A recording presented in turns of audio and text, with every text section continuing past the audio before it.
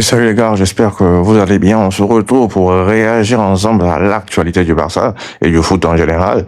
Et sans plus tarder les gars, on va parler de Rodri parce que les informations se sont enchaînées. D'abord, Rodri a demandé le numéro 16 au Barça et il en a directement parlé à Firmine qui a accepté de lui céder son numéro.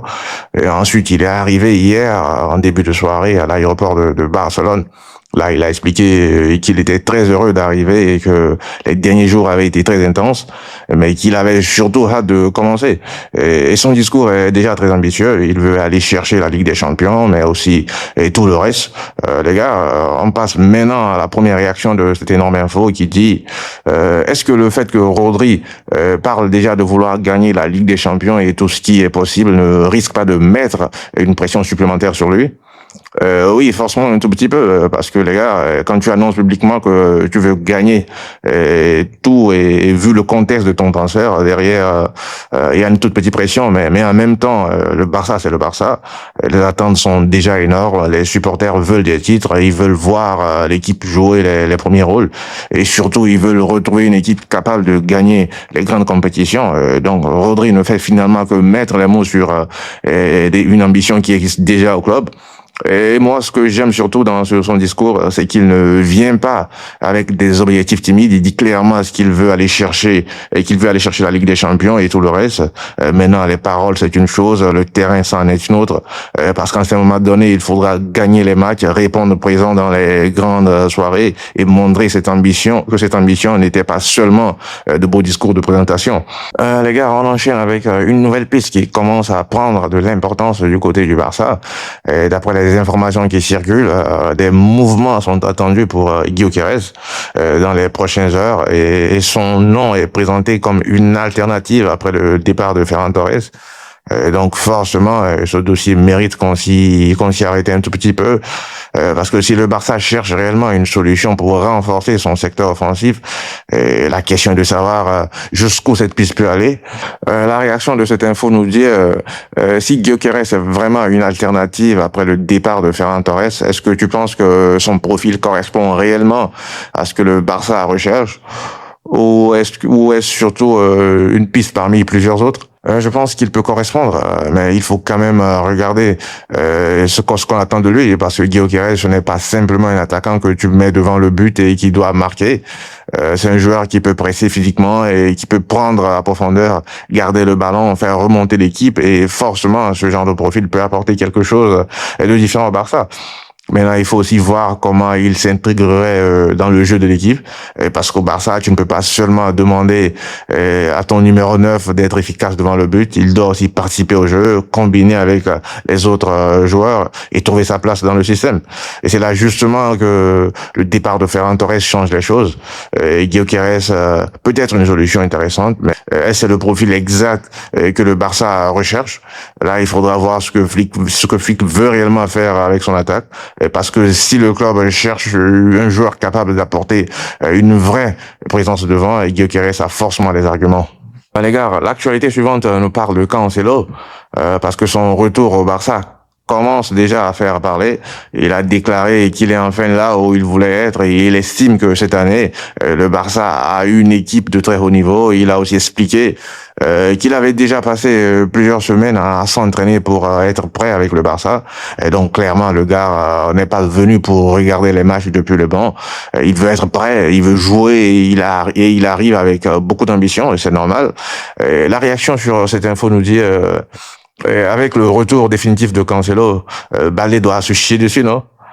Oui, bien sûr, Balé doit regarder ça d'un mauvais œil, d'un œil particulier, parce qu'on ne parle pas simplement d'un joueur qui arrive et qui va devoir découvrir l'équipe. Et Cancelo lui connaît déjà bien la maison et surtout, la saison dernière, il a réussi à prendre la place de Balde. Donc forcément, quand tu as Balde et que tu vois revenir un joueur qui t'a mis sur le banc, et tu dois te poser des questions.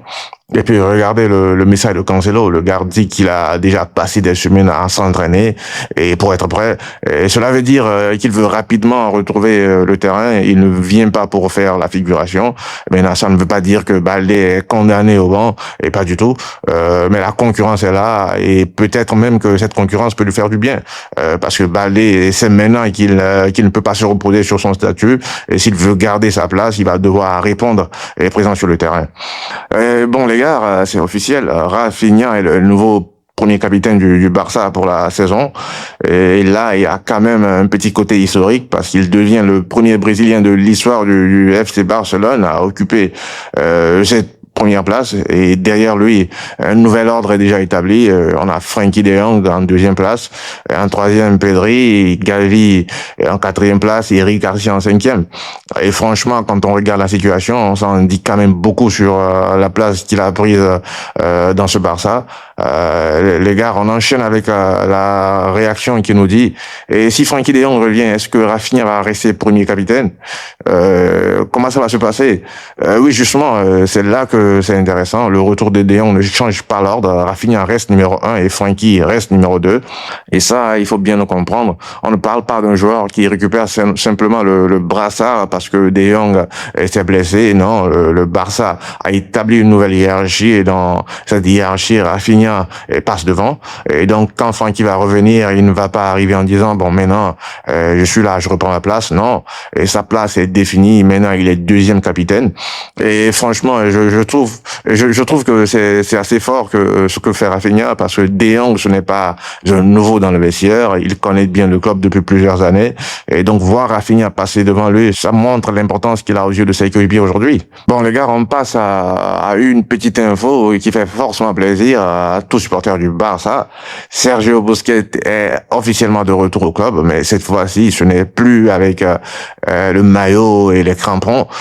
Busquets revient comme entraîneur adjoint de l'équipe réserve du Barça. Donc, après avoir marqué l'histoire du club et comme joueur, il commence maintenant une nouvelle étape de sa carrière, cette fois-ci sur le banc.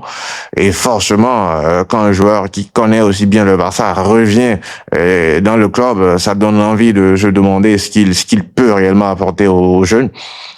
Et on passe à la réaction de cette actu qui nous dit penses-tu que Busquets peut un jour devenir l'entraîneur de l'équipe première du Barça ou tu le vois plutôt rester avec les jeunes?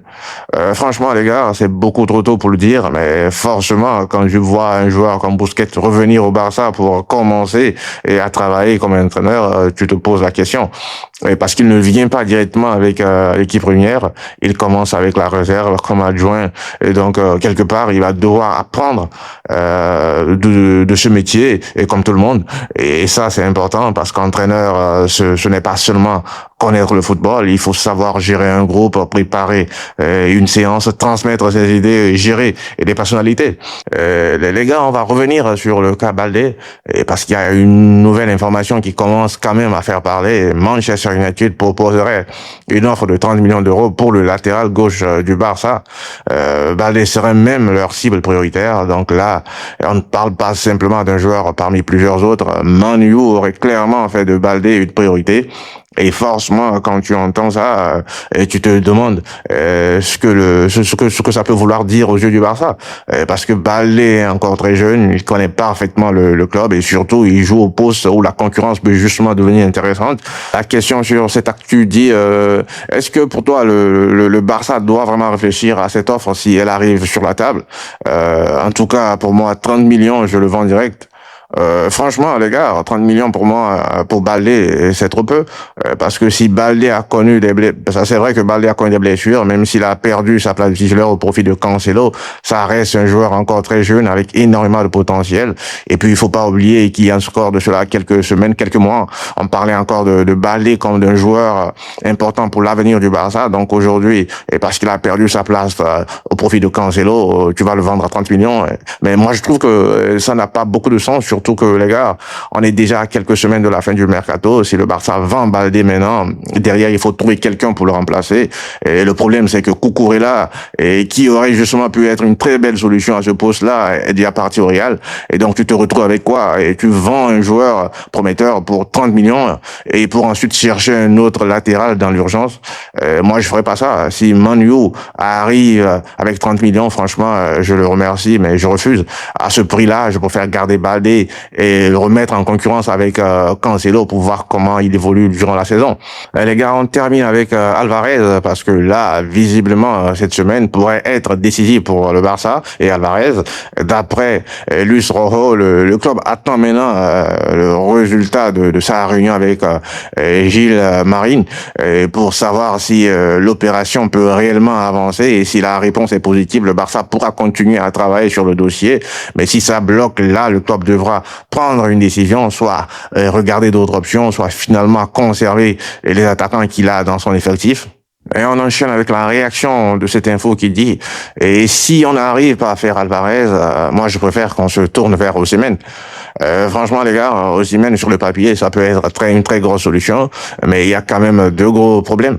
Le premier, c'est que son salaire est assez élevé et ça ne colle pas forcément avec la politique actuelle du Barça, qui doit justement faire attention à la masse salariale. Ensuite, il y a la question du terrain.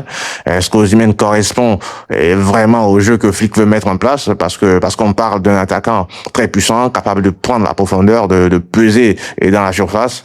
Mais au Barça, il faut aussi participer aux combinaisons, jouer avec les autres et s'intégrer à cette animation offensive. Et donc oui, si Alvarez ne vient pas, je comprends totalement qu'on puisse penser à Osimhen, mais entre son salaire et la question de compatibilité avec le jeu de Flick, ce n'est pas forcément une opération aussi évidente qu'il en a l'air. Et voilà les gars, on s'arrête là pour aujourd'hui. Comme d'habitude, dites-moi dans les commentaires ce que vous avez pensé de ces infos. On se retrouve à très bientôt pour une nouvelle vidéo. Prenez soin de vous les gars.